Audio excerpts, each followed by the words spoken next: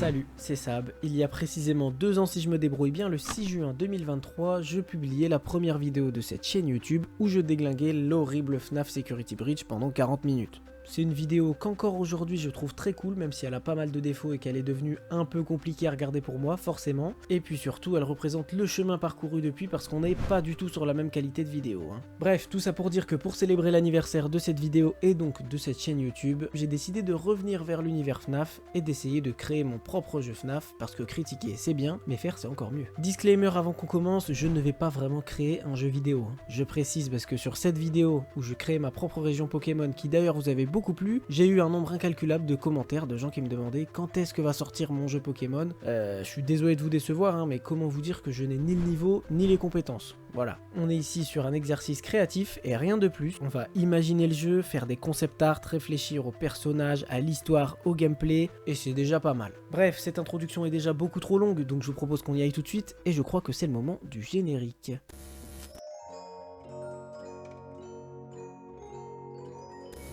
Qui dit jeu FNAF dit avant toute chose choisir entre les jeux récents de survie et d'exploration en 3D et les jeux en point and click de l'époque qui ont fait la renommée de la franchise. Bon, avec cette vidéo, vous comprenez, je pense assez facilement que je suis bien plus fan des jeux classiques de l'époque comme FNAF 2 ou Sister Location par exemple, qui sont mes deux préférés, que des horribles jeux actuels qui n'ont pour moi plus rien à voir avec de l'horreur et sont de très mauvais jeux tout court. Le souci, c'est que choisir de faire un jeu FNAF point and click classique, c'est très compliqué pour plusieurs raisons. Déjà, compliqué de faire un truc original quand on a déjà eu 6 jeux de la série principale sur ce principe, tous différents et variés dans leur esthétique et leur gameplay. Ensuite, c'est encore plus compliqué quand la licence a eu droit à des milliards de fangames sur ce principe. Five Nights at Candy's, Pop Goes, The Joy of Creation, Five Nights at Gears et j'en passe plein qui ont tous des noms imprononçables mais qui ont des mécaniques inédites et super bien pensées. Et puis surtout, c'est déjà compliqué tout court. On oublie facilement le génie de Scott dans le concept et la réalisation des jeux FNAF, mais c'est pas simple du tout d'imaginer ce genre de jeu, et encore moins, vous vous en doutez, pour un mec comme moi qui a jamais fait ça de sa vie. Bref, ça s'annonce compliqué, comme pour Pokémon, je crois que j'aime me faire du mal, mais écoutez, on va faire de notre mieux. Maintenant, réfléchissons ensemble aux composantes principales d'un bon jeu FNAF, à commencer par le plus simple, l'histoire. Forcément, c'est un sujet très délicat quand il s'agit de FNAF parce que la timeline et le lore de FNAF, c'est un gros délire bien trop compliqué et bordélique, mais qui fait partie intégrante de chaque jeu et son ambiance. Pour pas m'embêter et parce que je suis bien trop peu renseigné sur le lore de l'univers de FNAF, j'ai donc décidé de ne pas faire un jeu canon, mais plutôt une espèce d'univers parallèle où les choses se seraient passées différemment. Et puis de toute façon, c'était obligatoire si je voulais utiliser l'idée de scénario que j'avais eu, que je trouve incroyable et dont on va parler tout de suite. Nous sommes donc dans une dimension parallèle où William Afton est mort après les événements de Five Nights at Freddy's 2. Évidemment, sa mort amène la police sur les lieux qui avait déjà ouvert une enquête sur les disparitions d'enfants liées au restaurant Freddy Fazbear. La police va récupérer tous les animatroniques sur les lieux et les enfermer en attendant de les examiner pour potentiellement récupérer des preuves et vérifier s'ils sont inoffensifs ou réellement dangereux. On jouera donc un jeune policier qui vient d'arriver et qui se retrouve relégué à cette affaire horrible parce que le précédent enquêteur s'est suicidé. Chaque nuit, notre collègue nous annonce que c'est la dernière nuit et qu'ils ont presque assez de preuves et d'informations, mais à chaque fois, il rajoute une nuit de plus. À la fin, on survit tant bien que mal, mais ce fameux collègue débarque et menace de nous tuer. Il s'agissait en fait depuis le début d'un adorateur de William Afton qui a tué notre ancien collègue et a fait passer ça pour un suicide. Ce petit coquin avait pour plan depuis le début de récupérer les animatroniques après que ces derniers nous aient tués, mais comme on a survécu, il est forcé de s'en charger lui-même. Alors qu'on s'apprête à mourir, juste avant qu'il puisse s'appuyer sur la détente, les animatroniques lui tombent dessus et le tuent. Fin. Ça fait beaucoup, on est d'accord, mais je trouve cette idée personnellement absolument incroyable, je suis très fan. Et puis surtout, je trouve qu'une thématique enquête, mystère, film noir, presque polar pour un jeu FNAF, ça pourrait donner une ambiance vraiment incroyable. Encore une fois, il est très possible que ce scénario ait de gros soucis sur le plan de la timeline et de grosses failles scénaristiques, mais écoutez, même si c'est le cas au moins, ce sera dans la lignée des autres jeux FNAF de la série. Parce que pour la plupart, le scénario il est un peu bancal jusqu'à la fin. Et maintenant qu'on a réfléchi à notre scénario, la prochaine grande étape, c'est le gameplay.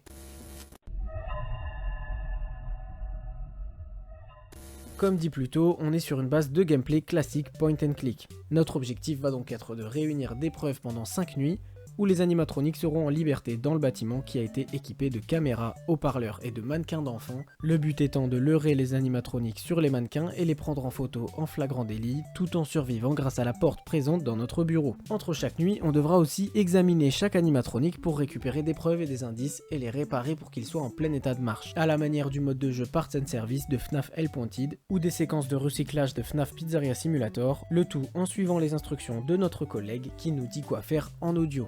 Chaque nuit, les animatroniques qui viennent nous attaquer sont différents et sont à chaque fois ceux qu'on vient tout juste de réparer et de tester, séquence qui va aussi du coup servir un peu de tuto. Le gros du gameplay se passe sur l'ordinateur qui aura plusieurs fonctions. Premièrement, la plus importante, remplir un quota. Un quota de quoi? Un quota de photos des animatroniques en train d'attaquer les mannequins d'enfants en flagrant délit, qui montrent donc qu'ils sont dangereux. Et c'est seulement une fois ce quota de photos rempli qu'on va pouvoir mettre fin à la nuit en prenant notre fin de service par la porte de derrière, exactement comme le fonctionnement des nuits dans Pizzeria Simulator. Ensuite, pareil, ça semble évident, mais l'ordinateur il sert aussi à checker toutes les caméras et à activer les leurs qui permettent d'attirer les animatroniques sur les mannequins en question. Jusque là, rien de vraiment complètement inédit. Cet ordinateur il servira aussi à gérer des pièges flash qui sont disposés dans tout le commissariat, qui peuvent être activés à distance pour les arrêter dans leur progression et éviter qu'ils arrivent tous en même temps quand il y en aura plusieurs, car notre bureau a la particularité de pouvoir maintenir fermée une seule porte à la fois. Tout simplement parce que la consommation d'électricité est limitée à cause de toutes les caméras qui tournent. En réalité, c'est surtout une mécanique qui va servir à rajouter de la pression et de la difficulté, parce que forcément ça voudra dire qu'on est un peu toujours à découvert. Je sais pas ce que vous en pensez, mais moi je trouve l'idée incroyable. Et puis à partir de là, forcément, on peut rajouter un nombre de handicaps infini, par exemple des reboots de caméras à faire via l'ordinateur. J'avais pensé aussi à un système de cache qui se remplit régulièrement au fil du temps et qu'il faut vider de temps en temps pour éviter que l'ordi soit ralenti. Bref, il y a moyen d'être créatif et je trouve ce système plutôt cool.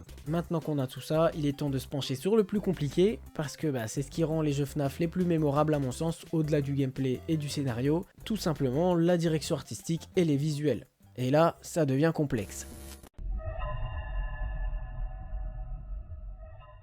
Déjà, tous les visuels de la licence depuis le tout début, ils sont en 3D. Et forcément, comme pour la vidéo Arcane, je ne sais pas faire de 3D. Voilà. Mais là où dans la vidéo Arcane, c'était un peu plus simple de gruger et de faire des illustrations en 2D, pour le coup, ça risque d'être un peu plus complexe. Ensuite, le plus gros de l'ambiance et de l'atmosphère des jeux FNAF, il se fait via l'éclairage. Et là où j'aurais pu gruger en faisant un super éclairage en 2D, je suis pas très doué pour gérer les ombres et les lumières. Donc en plus, il y a encore un bâton dans ma roue. Et comme si c'était pas assez, je suis une immonde merde quand il s'agit de dessiner des décors. Donc on a un combo, laissez-moi réfléchir, ouais non, il y a rien qui va. Ouais. Heureusement, il y a un secteur sur lequel je peux m'en sortir, c'est peut-être les animatroniques. Et non, toujours pas, parce que les animatroniques, c'est du méca quoi, c'est des robots. Pour ceux qui ont jamais fait de dessin, ça peut paraître un peu étrange, mais c'est vraiment un truc à part, qui est très compliqué à dessiner quand on n'a jamais fait comme moi, qui n'ai jamais dessiné le moindre robot de ma vie. Et puis surtout, même si j'avais pu passer au-dessus de ça en créant des animatroniques super originaux, hyper créatifs, tout nouveaux, c'est juste pas possible, parce que mon scénario et mon setting, ils ne prennent pas en compte des nouveaux animatroniques, puisqu'on n'est pas sur un nouveau restaurant de la franchise Freddy Fazbear. Donc, étant donné qu'on est sur des animatroniques existants, c'est un peu complexe d'imaginer des trucs originaux quoi. Du coup, après avoir tenté, je vous mettrai les images, là, les timelapses de mes tentatives peu fructueuses de créer des espèces de variantes des animatroniques déjà existants, j'ai décidé que finalement c'était trop à chier. Du coup, comme mon idée à la base c'était de partir des animatroniques de FNAF 2, qui est mon préféré et que je trouve très très stylé, et d'en faire des versions alternatives détruites et abîmées, détériorées par le temps, je suis tout simplement allé chercher sur internet si des fans avaient créé leur propre version, parce qu'il y a beaucoup de fans qui créent leurs propres animatroniques, et je suis tombé sur un fangame en particulier qui s'appelle Fazbear Entertainment Storage, qui est exactement sur ce concept et qui a des redesigns incroyables des animatroniques de FNAF 2. Ça ressemble exactement à ce que j'avais en tête, sauf que j'en ai clairement pas les compétences, et là au moins c'est de la vraie 3D. Du coup, juste pour illustrer, je me suis permis de les mettre pour que vous voyez ce que j'avais en tête. Et j'ai aussi rajouté ceux de FNAF 1, mais qui pour le coup sont déjà détériorés dans le lore du jeu de base, donc j'ai récupéré les versions officielles. Il reste donc les environnements, et même si c'est un peu compliqué pour moi, je trouve que je m'en suis pas trop mal sorti. On sent dans ma voix l'hésitation, mais bon, vous me direz ce que vous en pensez. Évidemment, l'endroit le plus important dans tout jeu FNAF, c'est notre bureau où on va travailler, et puis du coup, je me suis inspiré des bureaux de Ultimate Custom Night, que j'ai complètement repensé en mode commissariat de police, le fameux ordinateur, sur le mur un tableau avec plein de trucs d'enquête, de preuves, etc., de recherche. Et puis surtout, les deux grosses portes qui, vous le voyez, sont des portes un peu en mode grille de prison, donc on pourra voir à travers, je trouve ça incroyable comme principe. Et puis évidemment, là j'ai mis les deux sur mon dessin, mais comme je vous l'ai expliqué, il n'y en a qu'une seule qui peut descendre à la fois. Comme ça, tu as bien les chocottes. Perso, je trouve le résultat pas trop dégueu, on y croit un petit peu. Mon seul vrai souci avec, c'est que l'éclairage, comme je vous l'ai expliqué, il pue du cul parce que je suis à chier pour ça. Il aurait fallu que je travaille le truc à fond pour donner un aspect 3D, mais les gars, c'est vraiment pas du tout mon domaine de prédilection. Donc, pour mes compétences, c'est pas trop mal. Évidemment, nos animatroniques, il faut qu'ils aient un endroit pour se balader et on passe donc au commissariat. Le premier lieu que j'ai fait, c'est un espèce de vestiaire où les policiers vont pour se changer.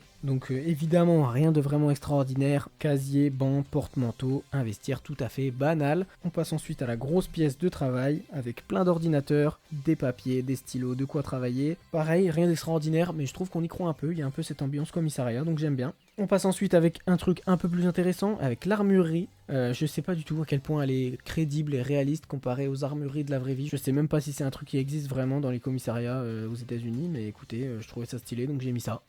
Avec des armes en tout genre. Ensuite, la classique salle d'interrogatoire qui pourrait du coup peut-être servir à la scène de réparation, entretien, modification des animatroniques dont je vous parlais plus tôt et que je trouve aussi pareil très stylé, même si au final c'est carrément simple parce qu'on est habitué au visuel de FNAF avec des milliards de trucs dans les décors partout. Là, vu que c'est un commissariat, c'est un peu plus compliqué. Au départ, j'avais comme concept de transformer le commissariat en mode pizzeria. Je m'étais dit peut-être que les policiers ils ont voulu recréer l'environnement dans lequel les animatroniques ils étaient à la base et du coup ils redécorent tous les murs, toutes les pièces en mettant des posters de pizzeria, des trucs comme ça. Je trouvais l'idée intéressante et au final j'ai eu des doutes donc je me suis dit peut-être que ça casse un peu l'ambiance en fait. Vous me direz peut-être que c'est un truc que j'ai loupé mais je me suis dit vaut mieux partir sur un truc plus classique. Et on arrive sur le hall d'entrée du commissariat. Alors pour le coup, j'avais des attentes parce que je pense qu'il aurait pu être méga stylé, mais au final, j'avoue que j'ai un peu des doutes, je suis pas certain d'être convaincu sur celui-là. Vous me direz ce que vous en pensez, mais je pense qu'il manque un nom. Tous les commissariats, ils ont le nom de la ville ou le nom du commissariat, et là, comme c'est un univers fictif, bon, un peu compliqué. Et on termine avec une cellule dans laquelle les animatroniques nous attendront avant de se déplacer, un peu comme dans les premiers jeux où ils restent immobiles sur une caméra et se déplacent ensuite. Et on a donc du coup notre commissariat en entier, je sais pas ce que vous en pensez, moi je le trouve plutôt convaincant, je m'attendais à pire, en fait je suis tellement au niveau 0 en termes de création de décor que je suis agréablement surpris d'avoir réussi à faire un truc qui ressemble un peu à quelque chose, déjà. Mon seul regret c'est peut-être qu'il manque un peu d'inspiration FNAF, il aurait peut-être fallu, comme je vous ai dit, rajouter des trucs sur les murs, des décorations, des trucs. Être un peu plus créatif, mais forcément, comme on sort complètement du cadre des jeux FNAF classiques, c'est beaucoup plus compliqué d'être créatif avec les décors. C'est censé être un minimum réaliste, et il nous manque plus qu'une chose pour que notre jeu soit enfin complet, c'est un nom, et j'ai choisi de partir sur le nom FNAF Criminal Records, que je trouve plutôt stylé et plutôt convaincant. En tout cas, je serais très curieux de savoir ce que vous en pensez. Moi, écoutez, même si j'ai pris du plaisir, je suis très surpris d'à quel point c'était vachement compliqué à faire. Je suis bien plus impressionné qu'avant du travail de Scott sur toute la licence, surtout quand on sait à quel point les premiers jeux, ils étaient faits à la chaîne, le mec était trop chaud. Et puis surtout, ça me fait relativiser sur l'arrêt total des jeux point and click classiques, même si je suis toujours à fond, à 100% certain que c'était la pire décision de changer la formule, parce que tout ce qui est sorti après, c'est un peu à chier, à part les jeux VR, et encore. Je pense que ça aurait été quand même vachement compliqué d'innover à l'infini sur cette formule. Après, la licence aurait pu aussi tout simplement s'arrêter, surtout qu'après Pizzeria Simulator, c'était la fin parfaite. Mais bref, je suis en train de digresser. J'espère que cette vidéo vous a plu. Si c'est le cas, moi je suis très content. Je vous dis dans ce cas à la prochaine, je l'espère. Et d'ici là, j'ai l'impression d'avoir oublié des trucs dans mon outro, mais je crois que c'est ça, hein. J'espère qu'elle vous a plu. Si c'est le cas, je suis très content. Je vous dis dans ce cas, je l'espère, à la prochaine. Ouais. Je sais pas ce qui m'arrive. Des bisous!